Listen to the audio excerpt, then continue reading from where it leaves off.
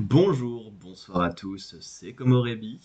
On se retrouve pour un nouvel épisode de la lumière pop de la semaine, celui de la semaine numéro 15 de 2020, qui s'étale du 6 au 12. On se rapproche un petit peu des temps présents, puisque on aura fait pas mal de rattrapage. L'épisode de cette semaine, je n'ai rien enregistré, mais comme il sort dans 9 jours, ça va. Donc j'avais 3 épisodes de retard en rentrant de mes petites vacances. J'en ai fait un tiers, et en nombre d'œuvres, j'en ai quasiment fait la moitié déjà. Donc ça, c'est plutôt bon signe. Grosse journée d'enregistrement, vu que j'ai enregistré la moitié de l'épisode 14 tout à l'heure, et là j'enregistre le 15. Mais je n'avais pas été efficace du tout. J'avais 2 heures d'enregistrement pour l'épisode 14, et il fait au final 47 minutes. J'ai même pas été pertinent la moitié du temps. Et ça, c'est efficace, ça c'est bien joué ça.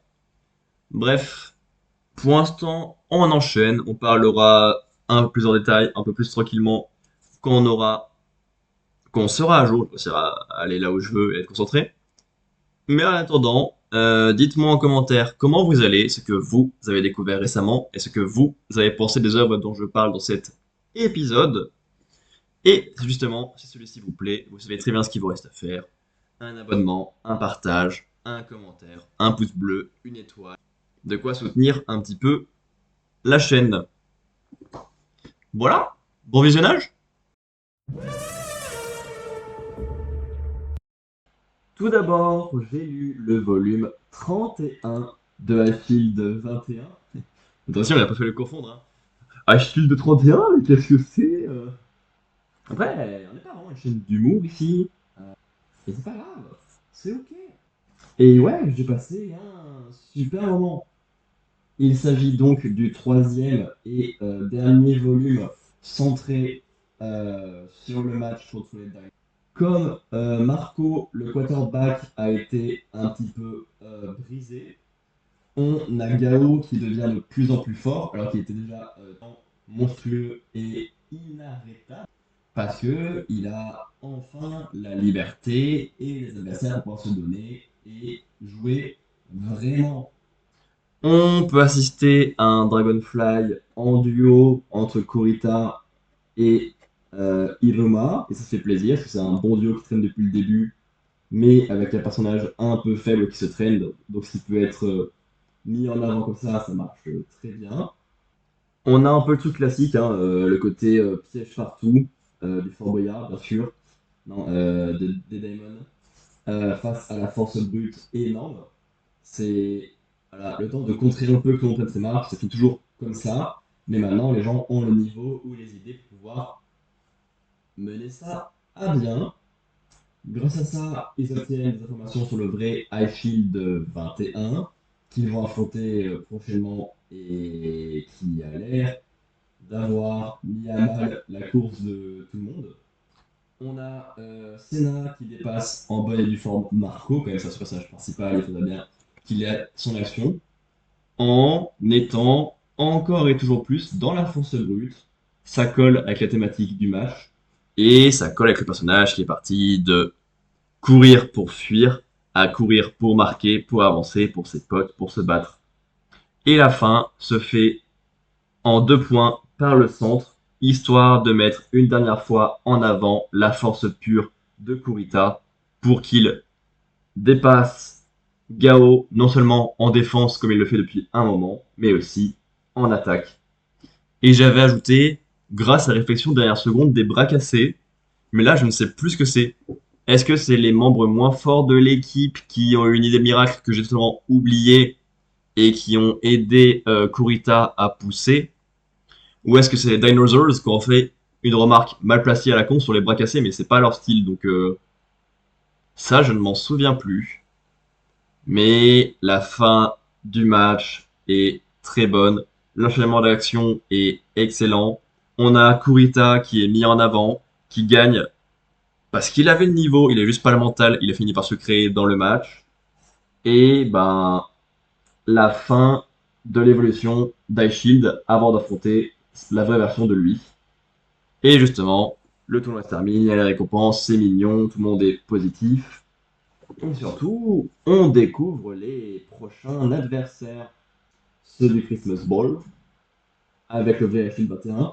Et on a un niveau de dingue entre un mec qui fait de la réception, on dirait en volant et en plus en étant le fils du maître de Monta, et Achille 21 qui est donc une brute de course depuis un sacré moment. Ça marche bien, c'est un sacré manga de sport, je passe toujours un super moment, et on va pouvoir répéter ça pendant tout l'épisode. Oh non, le spoil de fou. Oh, j'ai spoilé les critiques, non. Yes. Ensuite, j'ai lu le volume 3 de Ichi the Witch.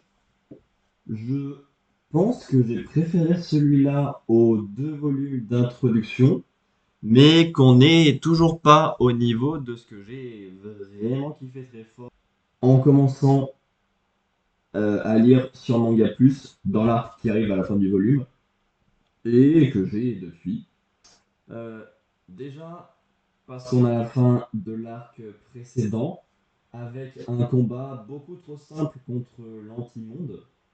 Il n'est pas terminé, vu que c'est un big enemy qui est teasé ici et comme ça.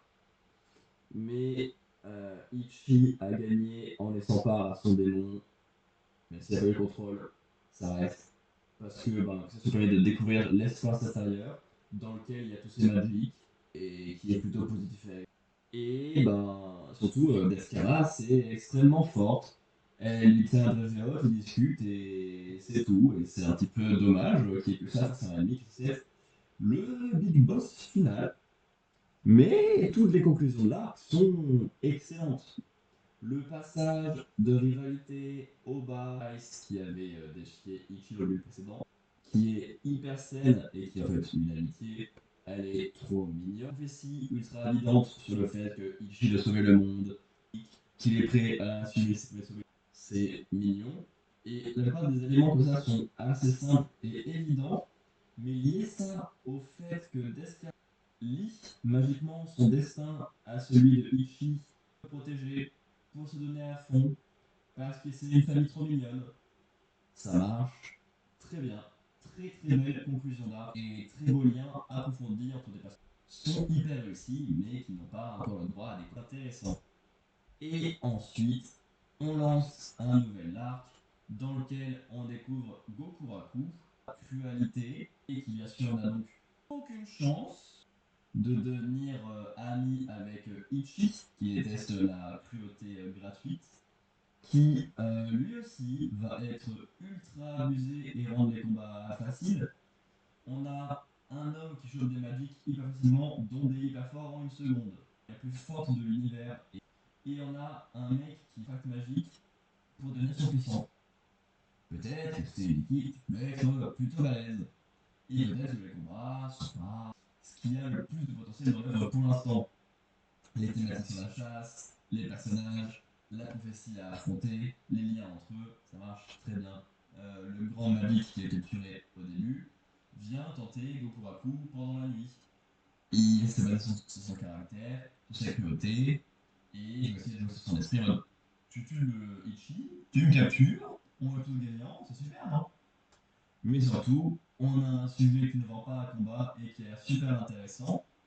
Gokuraku est un haineux, car dans son pays, il y a un magique qui endort le pays entier en montant sur ce qu'il est. Il se fait passer pour un dieu auprès de tout le monde. Il est respecté par tout le monde, il est adulé par tout le monde, et donc il a une protection exceptionnelle en branlant pas beaucoup. Donc ça va être franchement série avec un potentiel énorme au niveau du potentiel de combat ou à en mettre moins à voir le chemin qui sera choisi. En attendant, c'est encore un A. Ensuite, j'ai lu le volume 32 de High Shield 21. J'aime beaucoup le premier élément que nous montre ce volume-là, qui est l'esprit d'équipe globale de tous les participants et tournois qu'on a vu jusqu'ici, qui sont tous là pour faire tomber les Honjo qui ont gagné le Christmas Bowl les 10 dernières années, ou je crois vraiment toutes les années depuis sa création, un truc comme ça. Et donc, on a tout l'Est qui s'allie derrière les Diamond Devil Bats pour essayer de faire briller leur côté du Japon. Ça marche bien. Donc, chaque membre de l'équipe a le droit à un coach particulier, des coureurs plus forts que les coureurs de l'équipe, leurs rivaux ultimes, des gens qui n'ont rien à voir pour les trois voyous, parce qu'ils n'ont pas raconté grand-chose, trois voyous depuis le début. Peut-être que c'est pour ça. Mais heureusement, grâce à cet entraînement, ils vont pouvoir faire plein de trucs là, fou. Ah, ça va être bien. Et surtout, pendant ce temps-là, on a l'équipe d'en face et les Hanjo qui en ont rien à foutre. Je dis Hanjo, mais Hanjo, c'est la famille du maître de Monta. Eux, ils sont dans leur voiture, c'est leur petit monde irrécupérable. Le père a peur du niveau du fils qui est largement au-dessus du sien maintenant, mais ils en ont rien à faire des adversaires. Ils sont trop au-dessus, ils sont méchants. Mais en même temps, ce détachement-là et cette identité très poussée fait que Monta doit trouver enfin la sienne. Ce n'est pas qu'un petit qui rêve de Honjo. Ce n'est pas qu'un petit à qui il a prêté son gant. C'est un receveur à part entière, celui des Devil Bats. Et c'est un beau passage, le voir douter d'affronter la famille sur laquelle il rêve depuis tout petit, et de le voir prendre en confiance et en identité, ça marche bien. On a le droit à un test de Yamato, le véritable Achille 21 par Agon. Et vu à quel point il surpasse Agon, ça le rend un petit peu terrifiant. Senna a réussi à dépasser Agon également, mais c'était à terme de beaucoup d'efforts, avec du monde, sur une action, à la fin du match, ça va donner un passage compliqué. Et je sais pas pourquoi, je tiens autant à ces petits détails, mais je les note à chaque fois, ça me fait trop plaisir.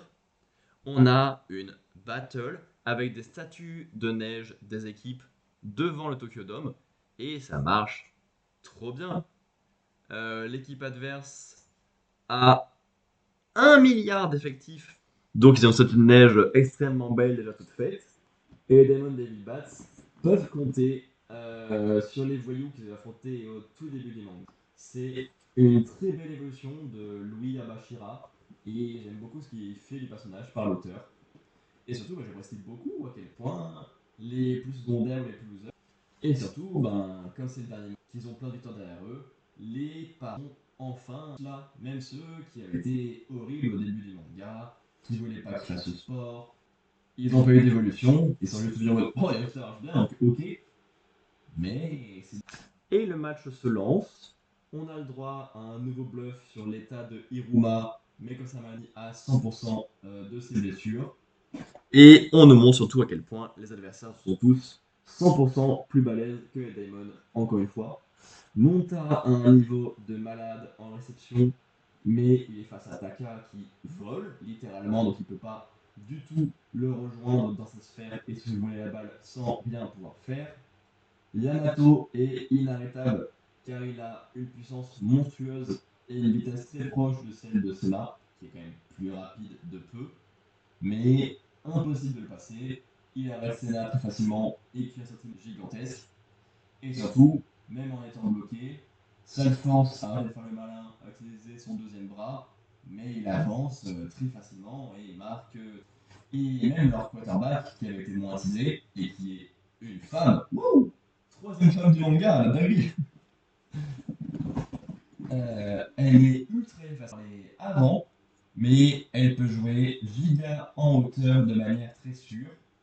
L'équipe est intouchable, mais c'est pas tant par la démonstration évidente de l'équipe adverse que ce volume me touche, mais plutôt pour le petit passage avec les Station Neige qui me touche beaucoup, pour les coachs et l'esprit d'équipe global du Japon de l'Est, et pour Monta qui se trouve une identité nouvelle après avoir tergiversé un long moment. Ça marche bien, il y a plein de persos. Viva America! S. Ensuite, j'ai lu Siège. Comme ça, là, par exemple. Pas mal, c'est la blague du siège. D'autant plus que siège, c'est vraiment pas un mot commun. Trop bien. Qui est donc le deuxième Marvel Must-Have du mois de mars que j'ai lu, qui est un gros événement des Avengers. Et c'est toujours la même chose avec tous les gros événements. Yeah! Ça fait trop plaisir de toujours lire de la même merde en boucle. Wouhou, avec les mêmes problèmes. On a 1 milliard de personnages parce que on a plein d'Avengers qui se réunissent alors qu'ils étaient un peu partout. Et vu que c'était Osborn et son équipe de méchants qui étaient au pouvoir, donc il faut que les Avengers ils arrivent de nulle part, qu'ils fassent face. Waouh! Qu'ils fassent face. FA2SE, FACDE. Euh, à leur conflit précédent, à qui ils sont. Le problème, c'est que quand ils sont tous nombreux, ils arrivent tous d'affilée très vite et il n'y en a aucun qui peut raconter quoi que ce soit. On nous montre que Osborn est une sacrée merde, parce que dès qu'il est pas satisfait par l'un de ses alliés, il s'en débarrasse. Je pense qu'il vire un méchant capitaliste, mais plutôt commun. Non, non, il les tue. Ce qui est un très méchant capitaliste. Et ça, c'est pas bien. Euh, Ça marche plutôt bien, le côté contrôle de la vie publique. Il y a un Asgardien, ils se servent de lui pour faire genre, oh, oui, c'est hyper dangereux, venez, viens, on les tue tous en fait, MDR. Ça marche bien. Ça aurait été nul avec un personnage connu ou avec un peu plus de subtilité pour nous, parce que du coup pour le public ça a l'air d'avoir marché. Et dedans, bah, il fracasse tout le monde, Asgard. On a Loki qui est déçu. Non, mec, le plan de ton patron, c'est d'attaquer ton pays et de les détruire. Et toi, oh non, il tue tous les mecs qui vivent ici. Oh non, oh ma famille, je suis trop deg. Non, je me suis fait avoir. Et on a Ares qui est déçu aussi parce qu'on lui a menti également, alors que lui aussi c'est un dieu.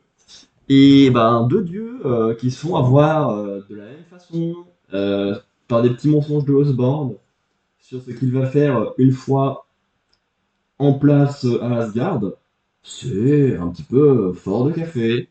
D'autant quand il y en a un des deux qui est le dieu de la malice. Et l'autre de la guerre stratégique et militaire. Mhm. À croire que ça ne colle pas avec les personnages. Mince, non. Et ce qui me questionne le plus, c'est qu'on a des héros, des vrais héros, hein, qui sont du côté du bien à la base, pas des méchants qu'il a dans ces Dark Avengers, qui sont de son côté et qui l'aident. Et eux, c'est pas justifié par des mensonges. Et c'est pas retourné par une rédemption. Et à la fin, ils sont dans les nouveaux Avengers qui se construisent. Et ça me perturbe. Voilà. On a donc, comme je dis, une immense équipe qui sort de nulle part, qui raconte rien, qui arrive pour le vaincre. Super. Mais à cause de ça, ça dévoile sa vraie nature et ça libère le Void qui était dans son équipe. Euh, et après, je vais arrêter ma critique là, bien sûr. Et après, bah, je sais plus comment ils affrontent le Void, mais c'est tout aussi chiant. Et derrière, on a un petit passage sur les conséquences de ça, avec la vie publique qui est pas très positive pour eux, les Asgardiens qui ont bien fui, euh, des personnages morts si je ne m'abuse, le Void qui est un peu plus pris en compte, et surtout les Avengers qui sont recréés et à nouveau prêts à affronter le grand public. J'ai l'impression que c'est la 40e conclusion de cet arc de séparation qu'il y a eu avec la Civil War et tout ça. Mais normalement, c'est bien le dernier. Et encore une fois, bah, c'est pas bien. J'aime bien les comics solo, d'autant plus que sortent d'une longue série et qu'on prend le milieu. Les gros events comme ça, quand ils sont vraiment sur plein de monde, hmm, c'est pas mon délire. C'est ensuite j'ai lu le volume 33 de Highfield 21 qui montre les résultats des entraînements de nos petits personnages, parce que dans le volume précédent, ils se sont fait rouler dessus sans... Mais en fait, bah, il n'y en a aucun qui a montré son entraînement. Donc autant qu'ils le fassent. Par exemple, Senna et Monta qui mettent en place une stratégie qu'ils avaient appris dans le volume aux États-Unis, avec les techniques qu'ils avaient mis en place, le crucifix, où ils se croisent comme ça et font un piège, mais ils oublient la balle. Pas forcément un super résultat d'entraînement. Par contre, on a les trois frères qui arrivent à bloquer les personnages qui sont bien plus forts que eux en récupérant les techniques de leur maître. Voilà, fin de leur utilité de ce qu'ils racontent. C'est déjà ça, mais c'est assez peu. Oh, la gueule de ma mini-critique, c'est illisible. Monta a une super idée, parce qu'il a un sacré instinct, qui est de changer d'angle de course dans un demi-tour pour réussir à récupérer la balle dans une trajectoire impossible et surprenante que même Taka ne peut pas rejoindre. Ça crée de la peur partout dans l'équipe. Je crois que c'est ça que j'ai écrit, parce que j'ai écrit pro partout dans l'équipe, je crois que c'était peur. J'espère que c'était ça. C'est-à-dire que même le lanceur de la balle, je vais en faire ça fait peur, non? Et malgré ça, Taka arrive quand même à lui retirer la balle parce qu'il est encore et toujours, malgré ça, largement au-dessus physiquement et spatialement en termes de réception et de déplacement. Et pourtant, la motivation reste au maximum. Nos héros sont tenaces, ils sont toujours battus face à des monstres beaucoup plus forts que eux et ont appris dans la douleur. Et grâce à ça, ils sont remarqués par leurs adversaires qui les respectent. Ils respectent leurs efforts et le fait de ne pas s'écraser. Mais ils sont vraiment nuls. On a un petit passage pour Komusubi qui arrive à pousser le suceur de ligne grâce à de la neige. C'est un adversaire très mineur qui arrive à courir à ça du bord de la ligne tout le long sans sortir. Komusubi le pousse et va faire gagner un petit peu de temps et de points. C'est cool. L'équipe sprint sans aucune stratégie énoncée, c'est avec un petit code. Ça marche bien. Il y a des pièges au niveau des passes. Il y a des pièges en utilisant Kurita. Ils arrivent à bloquer un kick. Il y a plein de petits éléments qui commencent à marcher dans tous les sens, notamment en défense. Toujours pas en attaque, parce que donc Monta est pour l'instant encore débordé par Taka malgré un plan hyper malin. Et Senna ne passe du tout le véritable Actu 21. Et on lui dit que c'est une erreur que son équipe croit en lui. Volume très chargé, qui fait le tour de plein de personnages de l'équipe, qui ont chacun leurs petites actions. On montre à quoi servit les matchs précédents et leur entraînement en particulier. Ils sont tenaces, ils sont agréables à suivre, ils sont très malins de leurs idées. Restera à concrétiser les attaques. Et surtout, Senna a corrigé son mental une dernière fois. C'est pas une erreur qu'on croit en lui quand il est face à la version supérieure de lui-même. Très bon volume, très bon match. Final de la série finalement. S. Ensuite, j'ai lu mon troisième et dernier Marvel Must Have du mois de mars avec Spider-Man, au pluriel bien évidemment. C'est le but, c'est d'avoir un peu, pardon, le Spider-Verse comme le dessin animé d'animation de Sony. Sauf que là, le comic est sorti avant et a un peu servi de base au dessin animé. Le problème, c'est qu'il est juste très mauvais. Tout d'abord, le problème le plus important et qui bloque absolument tout, Miles n'apprend rien. Et comme Miles n'a rien à apprendre par lui-même, pour son univers ou de l'autre Spider-Man, ben, on sait pas à quoi en faire. Parce que du coup, on a notre Peter Parker, notre univers, qui vient dans l'univers de Miles Morales, dans lequel Peter est mort à la base. Ok. On a un duel entre eux pour se rencontrer, pour discuter, pour savoir comment c'est possible qu'un Spider-Man existe et que Spider-Man soit en vie. On a un peu d'appréhension et de création d'équipe. Ça marche plutôt pas mal. C'est un peu vain, mais c'est pas mauvais. On a un gros jeu sur leur peur pour les affronter. Parce que l'ennemi de ce volume-là, c'est Mysterio. Donc, il a des mirages. Et le jeu entre les dimensions, pour leur faire peur, c'est plutôt ok. La grosse évolution entre les personnages qu'il y a, c'est surtout Peter Parker qui va voir sa famille, car il y a une inversion des morts entre les deux univers. Dans cet univers-là, c'est Peter qui est mort, donc ça fait du bien au fil de le revoir. Dans son univers, il a perdu et Tante May et Gwen Stacy, et donc ça lui fait du bien de les revoir. Donc tant mieux, hein, si les personnages se font du bien juste en étant présents. Euh, Est-ce que c'est ce qu'il y a de plus intéressant? Parce qu'au final, à part un bon moment, qu'est-ce que ça leur apporte dans leur univers à eux au final? Ça doit finir d'aider à faire le deuil. Certes, c'est pas très bien explicité, mais ça doit être ça. Et à la fin, on a un gros combat en équipe, même pas seulement entre les deux Spider-Man, hein, avec des Avengers et des trucs comme ça. Et tout ça pour affronter deux Mysterio. C'est un peu trop fort. Et la fin, je sais plus pour quelle raison, j'avais écrit que c'était très cool pour Peter Parker. Oui, c'est cool pour lui, il peut faire son deuil et voir que peu importe ce qui se passe, il a un peu une relève. Par contre, pour Miles, ben, lui, il a obtenu l'accord d'un autre Spider-Man pour le remplacer, mais c'est à peu près tout. Et c'est super léger. Hein, t'as l'occasion d'assembler deux univers avec deux versions des personnages très différents qui ont des histoires et des choses à s'apprendre. Et il en ressort juste avec une approbation. C'est pas grand chose. Et c'est dommage, hein. Ça se lit bien. C'est fluide. Tch, tch. C'est pas ça.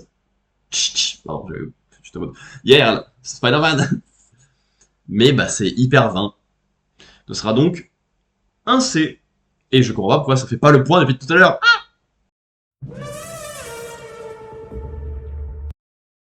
Ensuite, j'ai lu le volume 34 de Highfield 21 et j'ai réussi à refaire le point avec la caméra. Ouais, bravo! Je pense que c'est parce que j'ai un sacré reflet dans les lunettes que ça fait genre en mode il a pas d'œil donc c'est pas un visage, je fais pas le point dessus. Parce que j'ai un chouille de reflet dans les lunettes, je sais pas si ça se voit, mais. Et encore une fois, c'est un match en trois volumes dans lequel on assiste. Un où ils se font éclater, un où c'est plus partagé, et un où ils gagnent. Et justement, on annule très vite les effets de ce qu'a dit Takami à la base, qui est que c'est une erreur de faire confiance en Senna. Il court vite, mais il n'arrive pas du tout à passer, donc il fait juste perdre du temps à l'équipe. Et pourtant, ben, tous les Diamond Devil Bats lui font confiance, c'est leur carte maîtresse, elle leur a toujours servi en dernier recours, ils savent qu'elle va finir par passer.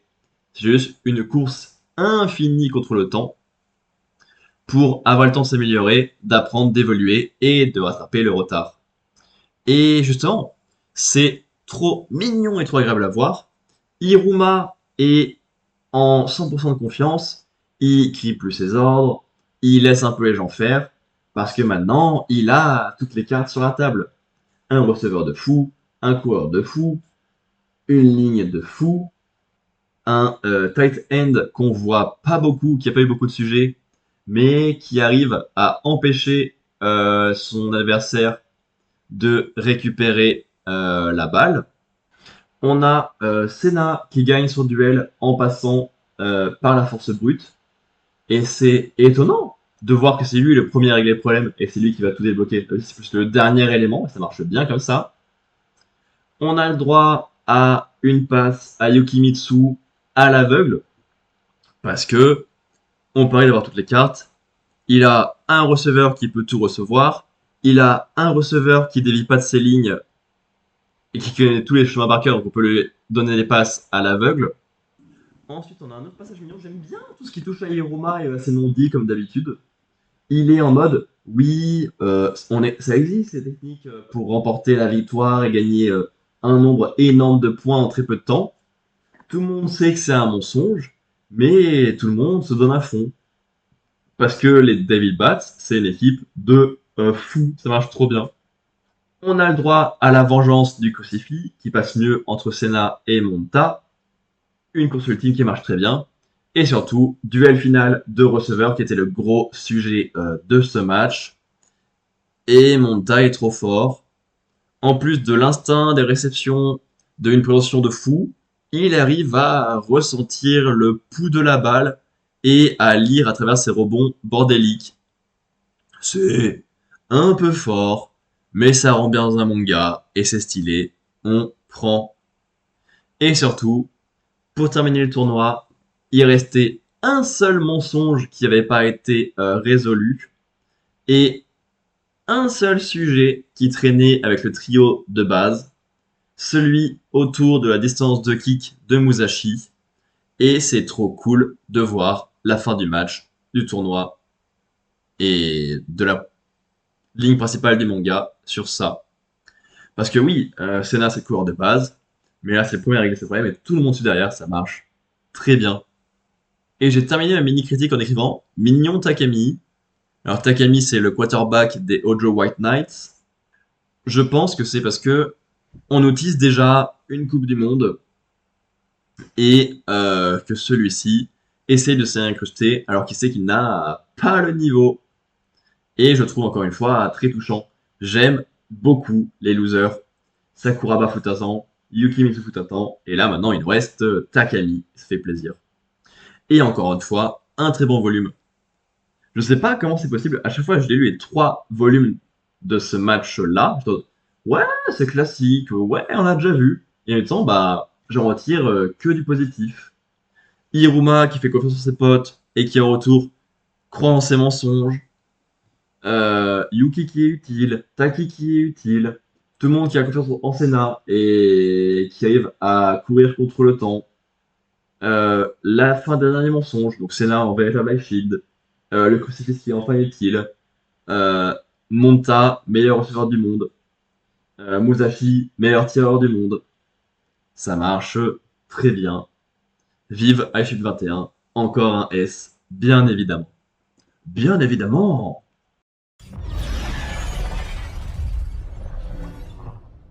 Enfin, j'ai lu le volume 112 de One Piece, et c'était un super mauvais moment.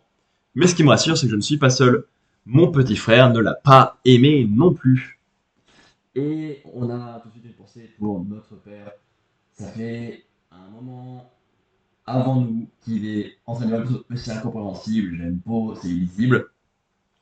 Et si on n'a pas aimé tous les deux, foufou, j'ai pas hâte de savoir son avis sur ce volume-là. En même temps, c'était des chapitres que j'avais pas trouvé très intéressants en les lisant sur Manga Plus.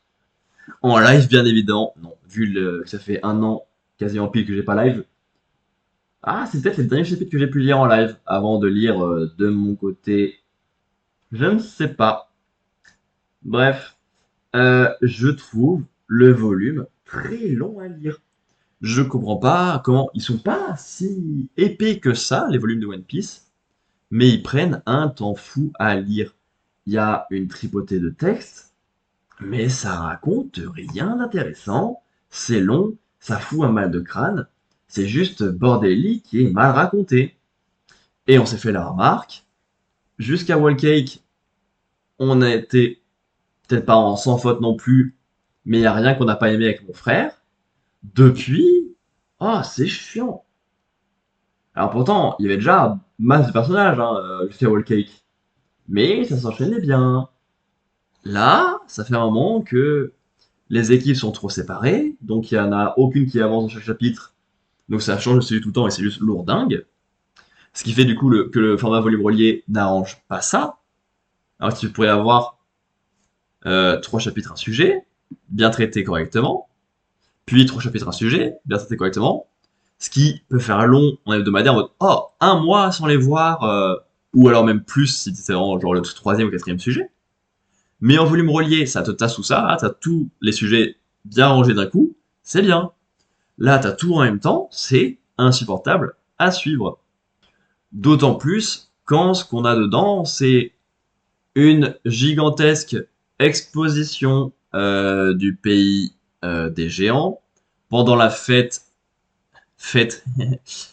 pour l'arrivée de l'équipage au chapeau de paille, nous présenter en mode exposition très lourde l'école, nous présenter en mode exposition les livres, les enfants, le château royal abandonné, les drames qu'il y a eu dedans, Scooper Gaban, qui a une identité secrète, qui est dévoilée dans la seconde, et qui n'a aucun intérêt pour l'instant, juste deux passes d'armes avec le fil en mode ouais, c'est bon, tiens la clé. Et le sauvetage de Loki, qui pose des questions sur le bien fondé du personnage et de le libérer. Mais ça en fait des sujets qui rament. Présenter autant de choses dans l'univers, parce que c'est un peuple qui a été teasé il y a longtemps, qui a une longue histoire, et il faut donc justifier et montrer tout ça. Et c'est pas fait de manière organique du tout. C'est vraiment en mode ah, vous êtes sur notre île, regardez, ceci est notre musée. Dans nous avons ça, parce que dans notre histoire il y a eu ça. Dans notre bibliothèque, nous avons ces livres. Ils sont grands, ils racontent cette histoire, parce qu'en fait on les a trouvés ici. Voici les enfants. Peut-être qu'ils serviront plus tard, mais appréciez-les et regardez-les. Et c'est très chiant.